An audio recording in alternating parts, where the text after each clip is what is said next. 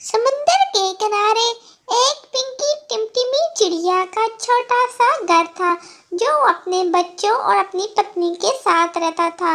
उसका छोटा सा आम का बाग था जो अपने आम बेचकर अपने बाल बच्चों।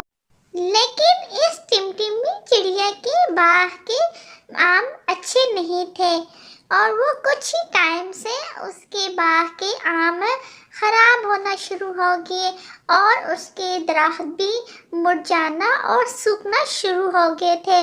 और वो अपनी पत्नी से कहता है, हमारे बाग के फल बहुत खराब हो गए, अब हम क्या करेंगे।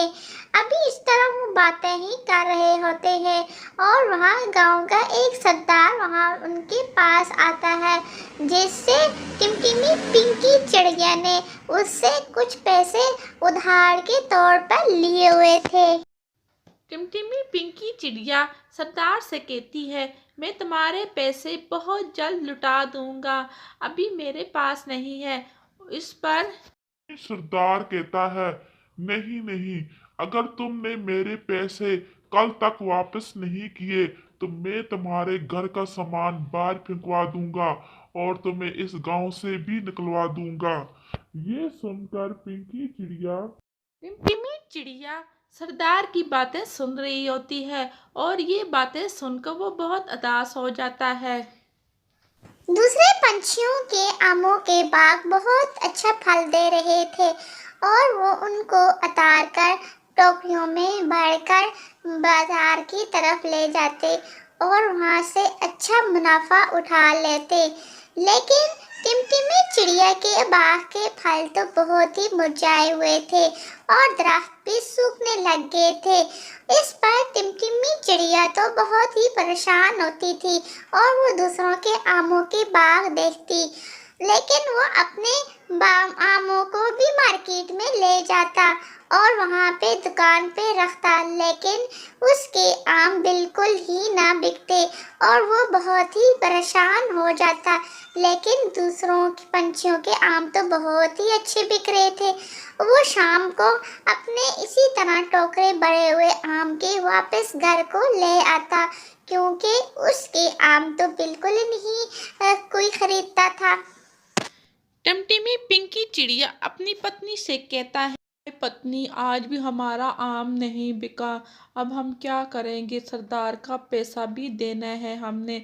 ये बात कहकर वो बाहर निकल आता है। रास्ते में उसे एक बाबा मिल जाता है और उसे अपने पास बुलाता है और कहता है, बच्चे तुम उदास नहीं हो, मैं तुम्हारी उदासी का हल लेके आया हूँ।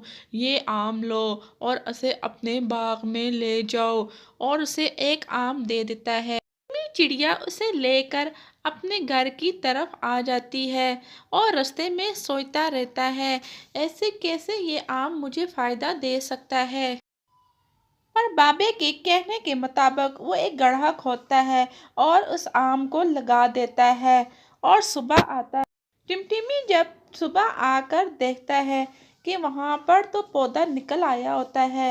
इस तरह वो दूसरे दिन फिर आता है और क्या देखता है, वहाँ पर एक आम का पेड़ होता है। दूसरे दिन जब फिर आके देखता है, वहाँ पर तो सोने के आम का एक पेड़ लगा होता है। उस सोने के आम को उतार कर सिंहार के पास ले जाता है और इस तरह अपनी एक दुकान बना लेता है।